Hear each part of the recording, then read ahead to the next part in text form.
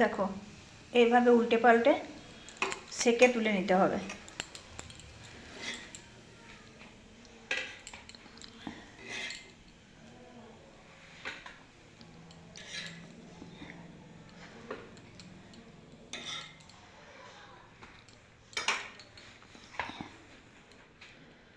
দ্বিতীয়বার আবার ওইভাবে তাওয়াতে তোমরা তেল দেবে।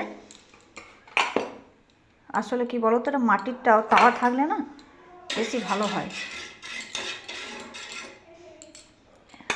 তাওয়াতে তেল দিয়ে এভাবে হাতে জল নেবে, নাহলে হাতে চিপকে লেগে যাবে। কিন্তু রুটি বানানোর জন্য যতটা আটাটা শক্ত করো অতটা শক্ত করলে হবে না, একটু নরম করতে হবে।